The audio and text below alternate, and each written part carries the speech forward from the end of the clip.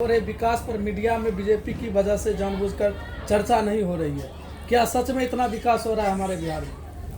देखिए, हम लोग बहुत ज़्यादा समय इस बात पर लगाते हैं कि बिहार की बदहाली के लिए कौन जिम्मेवार है। जो भी दल सत्ता में नेता रहता है वो यही बताता है कि बिहार में बहुत विकास हो रहा है। जन सुराज अभियान के तहत हम लोग बिल्कुल उल्टी बात बता रहे हैं। मान लीजिए कि जिन नेताओं ने, जिन दलों ने भी बिहार में शासन किया है, सब ने अपने तरीके से अच्छा काम किया। यही तो लोग दावा करते हैं कि हम बहुत अच्छा काम किए हैं। तो मान लिया जाए कि कांग्रेस ने यहाँ 40-45 साल अपने शासनकाल में बड़ा अच्छा काम किया। ये भी मान लीजिए कि लालू जी के 15 साल के शासनकाल में यहाँ के लोगों को सामाजिक तौर पर पिछड़े गरीब लोगों को आवाज मिल गई, बल मिल गया, यही उनका दावा है। ये भी मान लिया जाए कि नीतीश कुमार के राज में सड़क बिजली बन गई, बिहार में कुछ विकास हो गया, सामाजिक न्याय सम विकास का उनका नारा को सही मान लिया जाए। लेकिन अगर इन सारे लोगों के दावों को, उनके काम को आप सही मान भी लीजिएगा तो भी इस बात से कोई इनकार नहीं कर सकता है कि बिहार आज देश का सबसे गरीब, सबसे पिछड़ा, सबसे ज्यादा अशिक्षित, सबसे ज्यादा भूखमरी का शिकार है। तो तेजस्वी यादव ने क्या कहा, सुशील मोदी ने क्या कहा, राहुल गांधी ने क्या कहा या मोदी ने क्या कहा, इस बात को पर बहस का कोई मतलब ही नहीं है। अगर सारे लोगों की बात को सही मान भी ले तो भी हम लोग बिहार देश के सबसे गरीब राज्य है, इससे तो कोई इनकार नहीं कर सकता है। हम लोग देश में सबसे पिछड़े हैं, इससे कोई इनकार नहीं कर सकता है। देश में सबसे ज्यादा पलायन बिहार से हो रहा है, इससे कोई इनकार नहीं कर सकता है। तो इस बात पर कोई टीका टिप्पणी करने का मतलब नहीं है। और तेजस्वी यादव की जितनी विद्वता है, जितनी समझ है, उतना ही तो बोलेंगे। जिस आदमी को यही नहीं पता है कि जीडीपी होता क्या है, खड़े होकर कैमरे पर उस व्यक्ति ने कहा कि देश में सबसे ज्यादा जीडीपी तो बिहार का है। तो यही होता है जब आप जीवन में खुद पढ़ाई लिखाई नहीं किए, जब आपकी खुद समझ नहीं है, तो आपको ये भी नहीं पता है कि जीडीपी होता क्या है। हमने तो कैमरे पर कहा कि तेजस्वी यादव जी अपने और अपने सलाहकारों के साथ बैठ जाएं, 10-15 दिन की तैयारी कर ले और तैयारी करने के बाद, सीखने समझने पढ़ने लिखने के बाद आकर कैमरे पर खाली ये बता दें कि जीडीपी होता क्या है और इसकी गणना कैसे होती है। अगर ये तेजस्वी यादव कैमरे पर बता दें कि जीडीपी क्या होता है और इसकी गणना कैसे होती है, तो मैं आपको बता रहा हूं, ये पूरा अभियान उनके समर्थन में वापस लेकर, उन्हीं का झंडा लेकर, उन्हीं को नेता मानकर घूमूंगा। जिस व्यक्ति को ये पता ही नहीं है कि जीडीपी होता क्या है, भैया स्टेट का जीडीपी क्या होता है, जिस आदमी को पता ही नहीं है उस पर विकास, वो आदमी विकास पर टीका टिप्पणी कर रहा है, उसको आप लोग गंभीरता से लेते हैं। इसीलिए तो इस दुर्दशा में हम लोग हैं। अच्छा, मेरा एक सवाल है कि आप अभी पूरा बिहार लगभग 16 महीना से घूम रहे हैं। आपको बिहार में गरीबी के स्तर पे आपने क्या क्या चीज को देखा है अलग अलग जिलों में? पहली बात तो हम अभी पूरा बिहार नहीं घूमे, अभी मतलब करीब आधा बिहार घूमे हैं। जिला घूमे। बिहार में गरीबी, बदहाली का जो आलम है, इसको देखने के लिए, समझने के लिए आपको गांव में पैदल चलने की जरूरत नहीं है। ये तो आंकड़ों में भी बैठकर, दिल्ली पटना में बैठकर, या आप बखरी में अपने पंचायत बेगूसराय में बैठ के भी बता सकते हैं कि कितने लोग गरीब हैं। पदयात्रा गरीबी को देखने के लिए नहीं है, गरीबी के पहलुओं को समझने के लिए कि लोग इतनी गरीबी में जी कैसे रहे हैं, इस गरीबी का कारण क्या है। 400 रुपया वृद्धा पेंशन यहाँ लोगों को मिलता है, तो पदयात्रा के दौर ये 400 रुपया वृद्धा पेंशन मिलता है, तो आपको आंकड़ों में दिखेगा। इसके लिए गांव में जाने की जरूरत नहीं है। गांव में जाकर लोगों से मिलने की जरूरत इस बात के लिए है कि वो व्यक्ति जो 400 रुपए पर अपना जीवन बिता रहा है, वो आखिर अपना जीवन बिताता कैसे है, उसके जीवन की समस्याएं क्या हैं, वो कैसे इस महंगाई के जमाने में 400 रुपए में अपने लिए कपड़े का भी जुगाड़ करता है, अपने लिए घर का भी जुगाड़ करता है, खाता कैसे है। तो जब तक आप इस बात को नहीं समझिएगा, तब तक यही पूछते रहिएगा गरीबी क्या दिखा रहे। भाई, गरीबी देखने के लिए आपको गाँव में थोड़ी जाना है, उनके पहलुओं को, उसके नुआंस को समझने के लिए पदयात्रा करनी है कि ये लोग, इनका कैरेक्टर, इनकी पृष्ठभूमि, इनका जीवन, इनकी सोच क्या है जो 400 रुपया में अपना जीवन बिता रहा है। सर, बिहार में जिस तरह से शिक्षा को लेकर बड़ी संख्या में शिक्षकों की बहाली हो रही है, फिर भी लोग प्राइवेट विद्यालय में जाते हैं। अस्पताल खोल रहे हैं, फिर भी लोग प्राइवेट अस्पताल में जाते हैं। तो सरकार का कहाँ गया ये नीति? मेरे भाई, पहली बात तो आप लोग पत्रकार हैं तो थोड़ा बहुत रिसर्च करना सीखिए। आपने कहा कि बड़े पैमाने पर शिक्षकों की नियुक्ति हो रही है, सिरे से ये बात गलत है। ये जो नियुक्तियां हो रही हैं, पिछले दौर में 1,25,000 शिक्षकों की नियुक्ति का दावा सरकार ने किया। आप सच्चाई समझ लीजिए, आधे से ज्यादा शिक्षकों की नई नियुक्ति नहीं हुई है। वो पहले से नियोजित शिक्षक थे, पहले भी पढ़ा रहे थे, अब उनके सर्विस का कंडीशन बदल गया। वो अब नियोजित शिक्षक नहीं है, राज्यकर्मी है। वो नए शिक्षक नहीं है, उससे शिक्षकों की संख्या जमीन पर नहीं बढ़ी है। तो ये जो बात कह रहे हैं कि शिक्षकों की बहुत बहाली हो गई, ये बात सिरे से गलत है। जो टोटल बिहार में शिक्षकों की अभी जरूरत है वो करीब करीब 9.5 लाख शिक्षकों की बिहार में जरूरत है। और बिहार में कुल सभी श्रेणी के शिक्षकों की संख्या अगर आप जोड़ देंगे तो करीब 4 लाख शिक्षक यहाँ है, गेस्ट शिक्षकों को इंक्लूड करके। तो आधे से ज्यादा शिक्षक के पद तो हमेशा खाली रहेंगे, सरकार चाहे जो भी दावा कर ले। दूसरी बात है शिक्षकों की गुणवत्ता का। तीसरी बात है कि अगर शिक्षक काबिल हैं भी तो उनको पढ़ाने के लिए जो सुविधा दी जा रही है, जो जिन विद्यालयों में पढ़ा रहे उससे शिक्षा का स्तर भी असर करता है। ये जो आप लोग ऐसा बताते हैं कि बिहार में विद्यालय में खिचड़ी बंटने लगा इसलिए शिक्षा व्यवस्था खराब हो गई, कुछ लोग कहता है कि शिक्षक नहीं है इसलिए खराब हो गई, कुछ लोग बताता है कि नियोजित शिक्षक की गुणवत्ता खराब है इसलिए खराब हो गई। इन सारी बातों में पूरी सच्चाई नहीं है।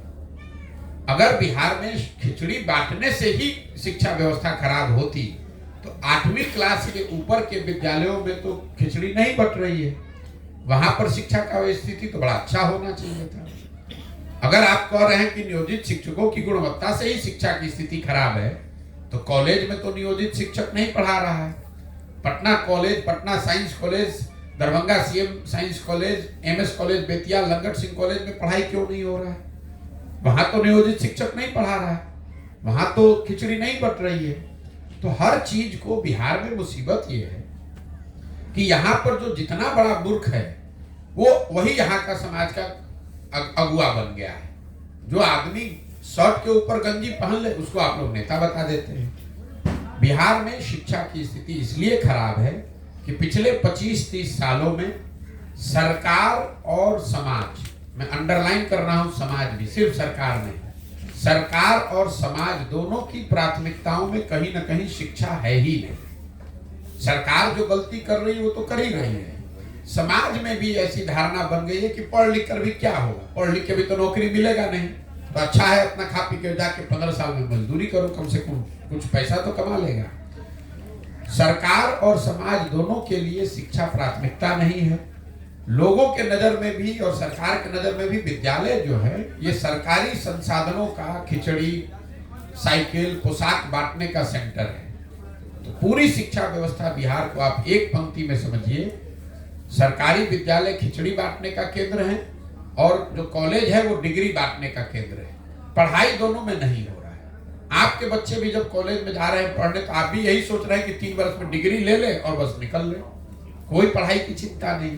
तो जब आपके बच्चे पढ़ेंगे ही नहीं तो मजदूर नहीं बनेंगे तो कलेक्टर बनेंगे, कोई भी सरकार आ जाए।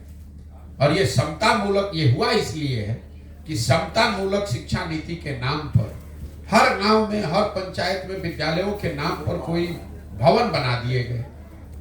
शिक्षा की चिंता नहीं है तो हुआ ये कि जहां विद्यालय है वहां शिक्षक नहीं है, जहां भवन है वहां शिक्षक नहीं है, जहां शिक्षक है वहां भवन नहीं है, जहां दोनों है वहां बच्चे नहीं है, जहां तीनों है वहां पढ़ाई नहीं है। पूरे बिहार को अनपढ़ बना दिया गया। और जो एजुकेशन डिपार्टमेंट है उसमें पढ़ने वाले और पढ़ाने वाले उस पढ़ाई को छोड़कर बाकी सब काम कर रहे हैं। वो खिचड़ी बांट रहे हैं, साइकिल बांट रहे हैं, उनको पोशाक मिल रहा है, पढ़ाई नहीं मिल रही है। उसी तरह जो पढ़ाने वाला है, पढ़ाने वाला सब काम कर रहा है, पढ़ा नहीं रहा, बाकी सब काम कर रहा है। जब तक उस मूल चीज को आप नहीं एड्रेस कीजिएगा तो शिक्षक अगर आप 50,000 ज्यादा बहाल कर भी दें उससे कोई फर्क नहीं पड़ने वाला है। सर आप जो बोले हैं सर कि हम बिहार को आप सर्वे कर रहे हैं, हर गांव जा रहे हैं आप, तो हर नेता भी जाते हैं और बोलते हैं कि हम बिहार को बदल, जैसे लालू यादव भी बोले हैं कांग्रेस भागा और हम बिहार को बदल देंगे, लालू यादव, फिर नीतीश कुमार बोले हैं जंगल राज हम हटा देंगे। उसी तरह आप भी आ रहे हैं क्षेत्र में, क्या आप जो 3 बोले हैं सब मेरे भाई हम ऐसा बदल है, देंगे, ऐसा है, सुधार कर देंगे, आप कैसे यहाँ- विश्वास कर ले हम लोग? बिल्कुल मेरे पे विश्वास न करें, आप मेरी बात जाकर सुनिए। हम रोज पहले कहते हैं कि हम पर तो विश्वास कीजिए नहीं, हमको वोट दीजिए नहीं। आप पहले पत्रकारिता करते हैं तो कम से देंगे। सुन तो लो मेरी बात भाई, इतना काहे उतावला हो रहे हैं? सवाल पूछने से पहले कम से कम जिससे पूछ रहे हैं ये पता तो कर लीजिए कि हम क्या बोल रहे हैं। हम अपने वक्तव्य के पहले लाइन में कहते हैं कि ना हमने दल बनाया है, ना हम नेता हैं, ना आपसे वोट मांगने आए। ठीक है, हम पर विश्वास कीजिएगा तो हम भी आपको ठगेंगे। आपने कहा कि सारा नेता गांव-गांव घूमकर यही कहता है। हम आपको एक चुनौती दे रहे हैं, यहाँ पर जो विधायक हैं और जो यहाँ पर सांसद हैं, अगर विधायक सांसद अपने पंचायत का नाम बता दे, सारे पंचायत का, पंचायत में क्या समस्या है उसको छोड़ दीजिए, अगर पंचायत का नाम बिना कागज देखे हुए बता दे तो आप जो कहिएगा हम वो बात मान लेंगे। जब अब लोगों को जो अरे सुन तो भाई, जब आपके पास पूरा अवसर, हम कहीं भाग नहीं रहे हैं। आप जो भी विधायक यहाँ है, जो सांसद हैं, उनसे खाली ये कह दीजिए कि प्रशांत किशोर ने चुनौती दिया है कि आप अपने सारे पंचायतों का नाम बिना कागज देखे बता दीजिए। आप कह रहे हैं कि पंचायत की समस्या की बात, अपना पंचायत का नाम ही नहीं जानता है, पंचायत की समस्या का नाम क्या बताएगा?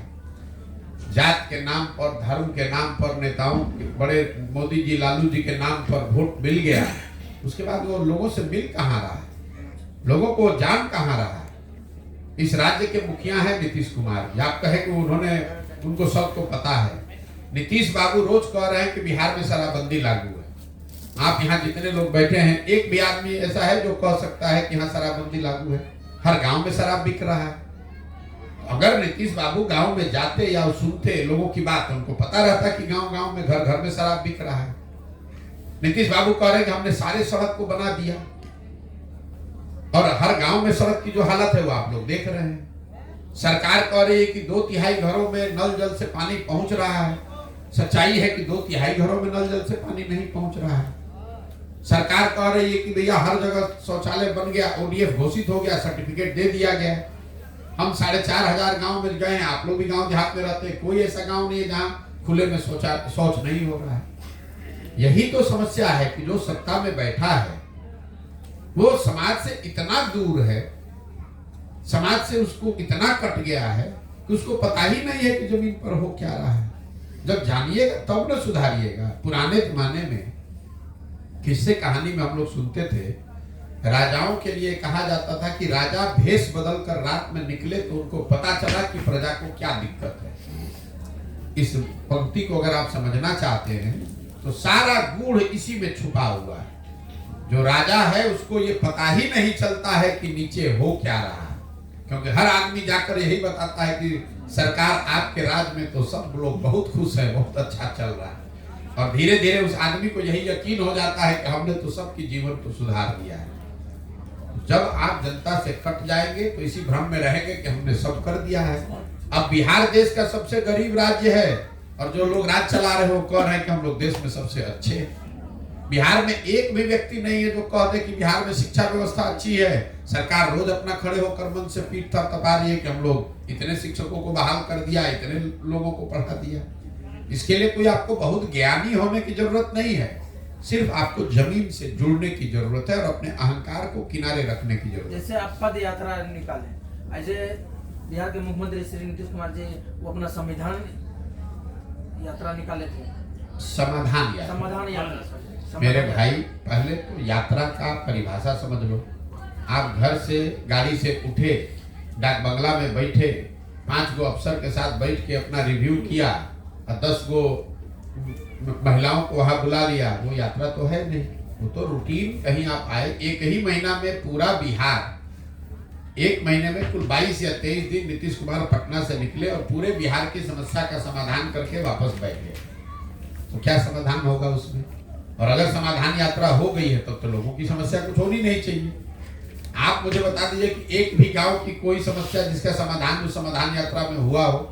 बेगूसराय में भी आए थे, आप हमको बता दीजिए कि इस गांव में आए थे, ये समस्या थी, इसका समाधान हो गया। अरे कागज पर तो दिख रही है ना कि हाँ समाधान यात्रा में हम गए।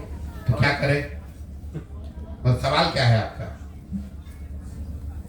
सर अभी तो आपका पदयात्रा चल रहा है, मैं जानना ये चाह रहा हूँ कि आगामी लोकसभा और जो विधानसभा चुनाव होने जा रहा है उसमें आपका क्या एक्टिविटी रहेगा? देखिए, पदयात्रा से पहले ही जो बात मैंने सार्वजनिक तौर पर कही है कि दल तो निश्चित तौर पर बनना है, जैसा मैंने आपको बताया कि ये पदयात्रा का उद्देश्य ही यही है।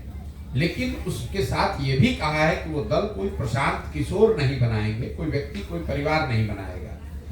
दल तभी बनेगा जब पूरे बिहार में पदयात्रा, करीब करीब पूरे बिहार में, कम से कम 2/3 बिहार में पदयात्रा हो जाए, लोगों से मिल लें और उन लोगों को चिन्हित करके संगठित कर लें जो चाहते हैं कि दल बनाया जाए। अगर सब लोग चाहता है कि दल बनाया जाए, 50%, 55% लोग कह रहे हैं कि दल बनना चाहिए, तो मैं जब पैदल चल रहा हूँ तो लोग मुझे मिलने चाहिए रास्ते में। लोग मिल भी रहे हैं, उनको मैं संगठित भी कर रहा हूँ।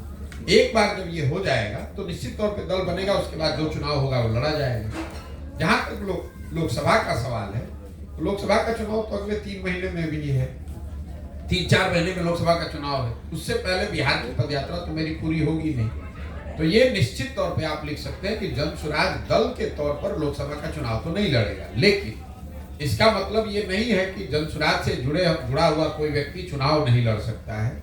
ये संभव है कि जिन जगहों पर पदयात्रा हो गई या जहाँ कहीं भी हम लोग की लोग पहुंच गए हैं, लोग संगठित हो गए हैं, लोग नया दल बनाने की प्रक्रिया शुरू कर लिए हैं, अगर उसमें से कोई प्रत्याशी, कोई व्यक्ति, कोई उम्मीदवार निकल कर आता है, जनता की मांग होती है, तो जनता के उम्मीदवार के तौर पर कोई चुनाव लोकसभा में भी लड़ सकता है। वो अगर लड़ेगा तो जन स्वराज की पूरी ताकत, शक्ति उसके पीछे लगाई जाएगी। लेकिन ये निर्णय विशुद्ध तौर पर उन लोगों को लेना है जहां पर पदयात्रा की गई है। लेकिन जहां तक विधानसभा का सवाल है, उससे पहले पदयात्रा निश्चित तौर पर पूरी हो जाएगी बिहार में, और पूरे 243 विधानसभा क्षेत्र में जन स्वराज के बैनर के तहत ये जो नया दल बनेगा वो चुनाव लड़ेगा और पूरी ताकत से लड़ेगा, ताकि बिहार को इस गरीबी बदहाली के कुचक्र से बाहर निकालने के लिए एक सार्थक और सकारात्मक प्रयास किया जा सके। सर, एक सवाल मेरा है, जदयू से जुड़े लोग या जदयू के नेता कह रहे हैं कि नीतीश कुमार में पीएम बनने का सारा गुण मौजूद है, उससे आपका क्या कहना है? भाई देखिए, ऐसा है, अपने मुंह से तो हर व्यक्ति में सारे गुण हैं। मैं जहां तक समझता हूं, नीतीश कुमार के राजनीति का ये अंतिम दौर चल रहा है। इस बात को आप लिख लीजिए, नीतीश कुमार के लंबे राजनीतिक दौर का ये अंतिम दौर चल रहा है। लोकसभा चुनाव तक गिरते मरते किसी तरह चलेगा। लोकसभा चुनाव के बाद जदयू एज ए राजनीतिक संगठन का विघटन शुरू हो जाएगा। कितने दिन में पूरा विघटित हो जाएगा ये नहीं जानता हूं, लेकिन लोकसभा चुनाव के बाद नीतीश कुमार के राजनीति का पटाक्षेप होना शुरू हो जाएगा। उनके दल का संपूर्ण विघटन होना निश्चित है। इस बात के लिए आप मुझे एकदम जिम्मेवारी से हम ये बात कह रहे हैं, नहीं अगर हो तो हमको आके पकड़ लीजिएगा।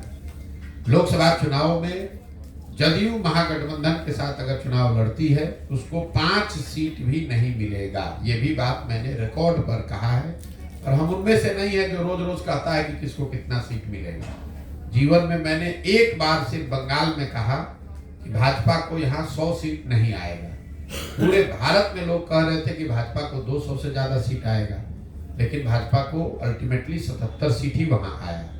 मैं उसी विश्वास से आपको कह रहा हूं, बिहार में सब देखने समझने के बाद महागठबंधन के साथ लड़ने वाले जदयू को 5 सीट भी लोकसभा में नहीं मिलेगा। नीतीश कुमार की राजनीतिक पारी का ये अंतिम दौर चल रहा है, और लोकसभा चुनाव के बाद जदयू एज ए राजनीतिक संगठन का विघटन हो जाएगा।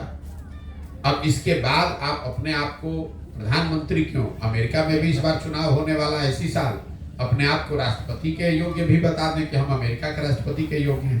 तो अपने मुंह से बोलने पे लोकतंत्र है, कोई रोक तो है नहीं। जो व्यक्ति बिहार में मुख्यमंत्री के लायक नहीं है, वो आदमी देश का प्रधानमंत्री का लायक है। ये जो आदमी ये कह रहा है उसकी सोच को बताता है। और मैं आपको ये भी बता दूं कि बिहार से बाहर इन बातों का कोई नोटिस भी नहीं लेता है। ये बिहार में कुछ पत्रकार और कुछ नेता चूंकि बिहार के बड़े नेता रहे हैं नीतीश कुमार, यहाँ के मुख्यमंत्री हैं, तो आप लोग को मजबूरी है, आप भी इसकी चर्चा करते हैं।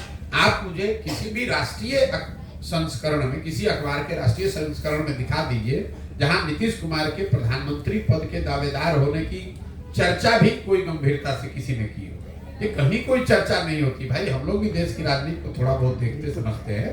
ये तो बिहार में कोई एक पोस्टर लगा दिया, कोई एक बयान दे दिया। अब यहाँ जो पत्रकार है, राजनीति करता है, उसकी तो मजबूरी है, उसको खबर छापना है। कहीं इस बात को कोई गंभीरता से नहीं लेता है, इसलिए कि अगर इंडिया अलायंस की ताकत वो बनती भी है तो इंडिया अलायंस में सबसे बड़ा दल कांग्रेस है, दूसरा सबसे बड़ा दल तृणमूल है, तीसरा सबसे बड़ा दल डीएमके है। उन सारे दल के लोग, उनके नेता सब छोड़कर नीतीश कुमार को अपना नेता मान लेंगे, कैसे संभव है? ये पिछले 1 साल से आप लोग हल्ला मचा रहे हैं, अरे आज संयोजक बन गए, कल प्रधानमंत्री के चेहरा बन गए, अभी तक तो कुछ नहीं बने, आगे भी कुछ नहीं बनेंगे। इतनी राष्ट्रीय राजनीति की समझ हमको भी है, 10 साल हमने वो काम किया है। इतनी ऐसे चीजें इतनी आसानी से होती नहीं है। लोग ये देखते हैं कि आपके जुड़ने से, आपको पद पर बैठाने से, आपको आगे बढ़ाने से उस संगठन को, उस दल को क्या फायदा है। नीतीश कुमार का चेहरा आगे बढ़ाने से इंडिया अलायंस को क्या फायदा है? आप जरा बताइए। अगर आप महाराष्ट्र में वोटर हैं, केरल के वोटर हैं, तो क्या आप कभी कहेंगे कि केरल में भी हमें बिहार की जैसी सरकार चाहिए? कोई ऐसा कह सकता है कि महाराष्ट्र का आदमी ये कहने लगे कि भैया हम महाराष्ट्र भी अब बिहार जैसा बनना चाहिए? कैसे कोई मान लेगा? आप लोग मतलब लॉजिक भी तो कोई चीज है भाई। आपको राजनीतिक विशेषज्ञ होने की जरूरत नहीं है, तो कॉमन सेंस है।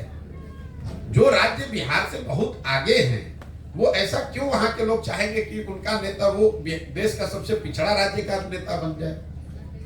अगर बिहार सबसे देश के अग्रणी राज्यों में होता तब तो लोग कहते कि भाई हमें भी बिहार जैसा नेता चाहिए, हमें भी बिहार जैसा विकास चाहिए।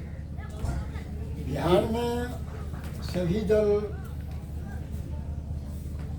नए पुराने दल बने हैं और उनके नेतृत्व में जनता ठगी जाती है। तो क्या विश्वास करें हम लोग कि नए दल जो आएंगे वो जनता के आपने ठीक कहा, जब दल नेता बनाएगा तो निश्चित तौर पर नेता अपने और अपने बच्चों की हित की बात करेगा और समाज को ठगेगा। यही सोच है कि अगर समाज मिलकर दल बनाए तो समाज अपने और अपने बच्चों की चिंता करेगा और उसको ठगा नहीं जा सकेगा। इसीलिए तो दल बनाने के लिए, आप तो बुजुर्ग व्यक्ति हैं, अनुभवी हैं, दल बनाने के लिए 3 वर्ष हमको पैदल चलने की क्या जरूरत है? वो तो 1 घंटे में दल बन जाता है। इसीलिए क्योंकि अगर दल कोई व्यक्ति या कोई व्यक्तियों का समूह बनाएगा तब तो उनका दल हो जाएगा, वो समाज को ठग सकते हैं। लेकिन अगर पूरा समाज मिलकर दल बना रहा है या समाज का एक बड़ा वर्ग मिलकर दल बना रहा है तो सारे लोग ठग हो जाएंगे, सारे लोग एक दूसरे को ठग देंगे। इसकी संभावना थोड़ी कम है। कुछ दिन पूर्व आपने ही जोर शोर से कहा कि बिहार में बार नीतीश कुमार आता है, तो क्या इस समय के अंतराल में क्या हो गया जो बिहार दलदल में चला? बिल्कुल, आपने ठीक कहा। आपका सवाल है 2015 में मैंने नीतीश कुमार जी का प्रचार किया, उनको आगे बढ़ाने के लिए मेहनत करी, उनको जिताने में कंधा भी लगाया। 2014 के नीतीश कुमार में और 2023 के नीतीश कुमार में जमीन आसमान का फर्क है। प्रशासक के तौर पर, नेता के तौर पर और मानवता के आधार पर।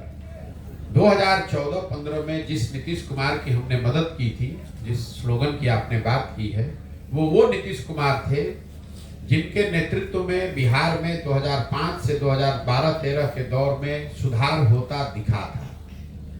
ये बात बताता है कि हमको बिहार में राजनीति करने में कोई दिलचस्पी नहीं है। मैं तो ये चाहता था कि अगर ये आदमी, इनके नेतृत्व में बिहार सुधर रहा है, और नीतीश जी ने अपना पद छोड़कर मांझी जी को बना दिया था। हमसे जब मदद के लिए आए दिल्ली में मिलने 2014 में नीतीश कुमार, उनको किसी ने बताया था कि नरेंद्र मोदी का जो अभियान चला है वो बिहार के किसी लड़के ने चलाया है। तो मोदी, जब नीतीश बाबू हमसे नवंबर 2014 में मिलने आए तो मैंने उनको कहा कि आप तो बिहार ठीक चला रहे थे, बिहार में सुधार की प्रक्रिया शुरू हो गई थी, तो आप छोड़कर मांझी जी को बनाकर क्यों अलग क्यों हट गए? तो उन्होंने बताया कि हम चुनाव हार गए। हमने उनको उस समय ये वादा किया कि आप वापस मुख्यमंत्री बनिए, बिहार को बेहतर जैसे बना रहे थे बनाइए, और चुनाव के नजरिए से जो मदद होगी वो हम लोग मदद करेंगे। इसलिए आकर उनकी मदद भी की, उनको चुनाव जिताया भी, 7 निश्चय की एक परिकल्पना भी करी, बिहार के विकास के लिए बिहार विकास मिशन भी बनवाया। उस सरकार में हम शामिल नहीं थे, लेकिन जो भी स्ट्रेटेजी के तौर पर, सुझाव के तौर पर किया जा सकता था वो सब किया, लेकिन करने की जिम्मेवारी तो नीतीश कुमार की थी। तो 2005 से 2012-13 में जो बिहार सुधरता हुआ दिखा, 2015 से 2023 के दौर में बिहार बिगड़ता हुआ दिखा। नेता के तौर पर 2014-15 में जिस नीतीश कुमार की हमने मदद की थी, वो चुनाव नहीं हारे थे। लोकसभा में उनके पार्टी को झटका लगा था, 2 MP जीते थे। विधानसभा में उनके 117 विधायक थे, उनको बहुमत जनता का दिया हुआ था।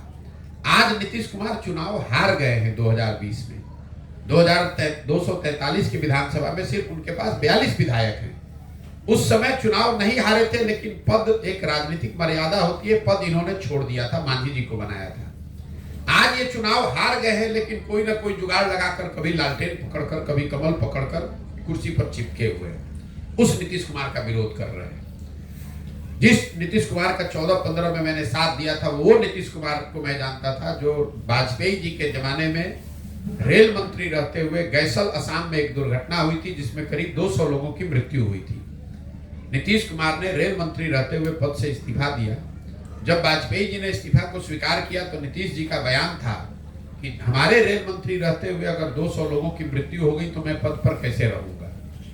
आज जिस नीतीश कुमार का मैं विरोध कर रहा हूं, ये वो व्यक्ति है जब कोरोना में हजारों लोग बिहार के मर गए, लाखों बच्चे रोड पर घूमते रहे और ये आदमी घर से बाहर नहीं निकला। हमने फोन पर बात की, इनको बताया इतने लोग यहाँ बाहर फंसे हुए हैं, कम से कम बस तो भिजवा दीजिए। ये आदमी ने कुछ नहीं किया, उस नीतीश कुमार का विरोध कर रहे हैं। और आपका अगर तर्क है, जो सबसे बड़ी बात है, लोकतंत्र में भरोसा और वोट 5 वर्ष के लिए है, जिंदगी भर की बंधुआ मजदूरी नहीं है। ये आप लोग यही करके तो बिहार को बर्बाद कर दिया लोगों ने। लोकतंत्र ये बताता है कि जिस नेता पर, जिस विचारधारा, जिस दल पर भी आपका भरोसा है, आप उसको वोट दीजिए, उसका समर्थन कीजिए, उसकी मदद कीजिए, लेकिन वो भरोसा और वोट 5 वर्ष के लिए है। अगर वो दल और नेता अच्छा काम किया तो उसके साथ बने रहिए, और अगर नहीं किया तो वही संविधान, वही लोकतंत्र आपको बताता है कि जितनी मजबूती से आपने उसका साथ दिया है, उतनी ही मजबूती से उसका विरोध भी कीजिए। अगर नहीं कीजिएगा तब तो ये राजतंत्र हो जाएगा। एक बार आपने मोदी जी को वोट दे दिया, फिर 5 वर्ष के बाद चुनाव की क्या जरूरत है? मोदी जी ही रहे जीवन भर। एक बार आपने नीतीश लालू को चुन दिया, फिर चुनाव की क्या जरूरत है? जीवन भर आप उसी को वोट देते रहिए, या चुनाव ही मत कराइए। आपको 5 वर्ष का ये अवसर संविधान ने क्यों दिया है?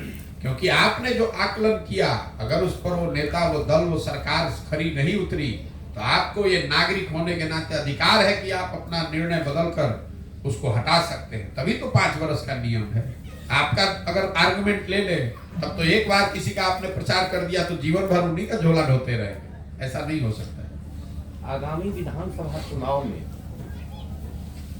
आप अपने नजरिए से क्या देख रहे हैं, क्या परिवर्तन होगा? मैं अपने नजरिए से देख रहा हूं कि बिहार की जनता बिल्कुल त्रस्त और एक तरीके से व्याकुल है। वो विकल्प खोज रही, छटपटाहट है नीचे जमीन पर। मैं आपको विश्वास से ये बात कह रहा हूं। वो किसको चुनेगी मैं ये नहीं जानता हूं, लेकिन छटपटाहट बहुत ज्यादा है। लोग किसी भी तरीके से कोई नया रास्ता चाहते हैं, एक ऐसा रास्ता जिस पर वो ठगा ना जाए, जिस पर उसका भरोसा हो। क्योंकि 30, 35, 40 साल के राजनीति से बिहार की जनता त्रस्त हो चुकी है। ये गलत बात लोग बताते हैं कि लोग यहाँ जातियों से नहीं उठेंगे, लोग नहीं समझेंगे, ऐसी बात नहीं है। हम भी तो 16 महीने से चल रहे हैं पैदल, 4500 गांव में गए हैं, हर जाति विशेष के गांव में गए हैं। कोई मुझे नहीं मिला जो कहता है ना भैया ये बहुत बढ़िया सरकार चल रही है, इसका क्यों विरोध कर रहे हैं। ये जरूर है कि संभव है कि जो आदमी परिवर्तन चाहता है वो हमसे इत्तेफाक न रखे, हमारे साथ न खड़ा हो, लेकिन परिवर्तन चाहने वालों की संख्या बिहार में आज बहुत बड़ी है, और उसका वो आपको कहीं ना कहीं 25 में परिलक्षित होता दिखेगा। बिहार में बहुत बड़े बदलाव के लिए समाज पूरी तरीके से तैयार बैठा है। अब वो किसके पक्ष में वोट देगा वो अलग बात है, लेकिन बदलाव होना निश्चित है। लालू नीतीश भाजपा के गठबंधन के राज का अंत होना निश्चित है, क्योंकि लोग उस चीज से बहुत ऊब चुके हैं। सर एक सवाल है, इंडिया गुट में नीतीश कुमार को संयोजक बनने पर मल्लिकार्जुन खड़गे बोले कौन बनेगा करोड़पति जैसे बात है। फिर वही बात अभी तो ये सवाल कर चुके, किसने क्या बोला, किसने क्या बोला। अरे भाई, संयोजक अगर इंडिया अलायंस का नीतीश जी को बनना था तो पिछले 6 महीना से कौन रोक रहा था संयोजक बनाने से। अब तो 3 महीना चुनाव रह गया, अब अगर मन भी जाएंगे तो क्या कर लेंगे। और ऐसा कुछ नहीं होता हुआ मैं देख रहा हूं। आप लोगों ने पहले कहा कि नीतीश जी को प्रधानमंत्री का चेहरा बनाया जाएगा, वो तो हुआ नहीं। फिर लोगों ने कहा संयोजक बनाया जाएगा, वो भी नहीं हुआ। नीतीश जी ने जो गठबंधन का नाम बताया वो भी लोगों ने नहीं माना। नीतीश जी को कोई नहीं पूछ रहा है, अपने मुंह मियां मिट्ठू होने की बात है। और नीतीश जी स्वयं से भी तो यही कह रहे हैं कि हम कुछ नहीं बनना चाहते। आप लोग काहे उनको बेकार चढ़ा रहे हैं। उम्र हो गई है, उनको आराम करने दीजिए। बिहार की जिम्मेवारी है, उसको चलाइए नहीं पा रहे। देश का भार काहे उनके कंधे पे आप लोग डाल रहे हैं। सर आपके हिसाब से क्या नीतीश कुमार को पीएम उम्मीदवार बनना चाहिए? हमारे समझ से नीतीश कुमार को बिहार की गद्दी छोड़कर किसी काबिल व्यक्ति को देना चाहिए, ताकि बिहार की दशा सुधरे।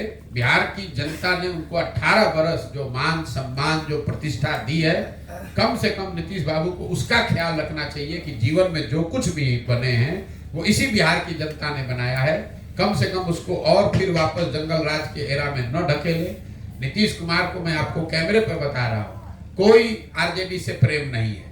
ये आदमी तो पूरे जीवन जंगल राज का, आरजेडी का भय दिखाकर ही कुर्सी पर बैठा है। ये सिर्फ और सिर्फ नीतीश कुमार का विंडिक्टिवनेस है, उनका नेचर है। पिछले चुनाव में बिहार की जनता ने उनको 42 सीट देकर जो एक तरीके से उनको जगह दिखा दी, उनके नजर में उनका अपमान कर दिया। तो नीतीश कुमार ने ये सोच समझकर ये निर्णय लिया है कि इसको वापस जंगल राज में सौंप के जाऊं। ये नीतीश कुमार कोई बेवकूफी में नहीं कर रहे हैं, उनकी सोची समझा रणनीति है। वो जानते हैं कि हमारे बाद अगर जंगल राज फिर से वापस आ जाए तो यही बिहार की जनता कहेगी कि अरे भाई कुछ भी कहो, नीतीश कुमार कितना भी खराब था, इससे तो बढ़िया था। अगर उनके बाद कोई अच्छी सरकार बन जाएगी तो लोग कहेगा कि भाई चलो नीतीश कुमार से जान छूटा, बिहार की विकास यात्रा शुरू हुई। तो बिहार के लोग नीतीश कुमार को और गाली न दे, उनकी लेगेसी को याद रखें। इसीलिए नीतीश कुमार चाहते हैं कि फिर से वापस जंगल राज को यहाँ एस्टेब्लिश कर दिया जाए। नहीं तो कोई बताए कि भाई जिस जंगल राज पर राजनीति करके 15 साल आप 18 साल से कुर्सी पर बैठे हैं, आज उसी को कह रहे हैं कि तेजस्वी नेता होना चाहिए। और अगर होना चाहिए हम तो आपको कह रहे हैं कैमरे पे, आज ही क्यों नहीं होना चाहिए भाई। आज भी महागठबंधन की बहुमत है और उसमें आरजेडी सबसे बड़ा दल है। तो नीतीश कुमार को अपना कुर्सी छोड़कर तेजस्वी जी को दे देना चाहिए, ताकि बिहार की जनता के लिए तेजस्वी बढ़िया काम कर सके। जनता भी देख पाए कि भाई कितने काबिल व्यक्ति हैं। बिहार को अगर तेजस्वी सुधार दे, बिहार सुधरना चाहिए, चाहे कोई सुधारे। अगर तेजस्वी के मुख्यमंत्री बनने से बिहार सुधरता है तो वही नीतीश कुमार को कर देना चाहिए। ठीक है भैया, बहुत बहुत धन्यवाद।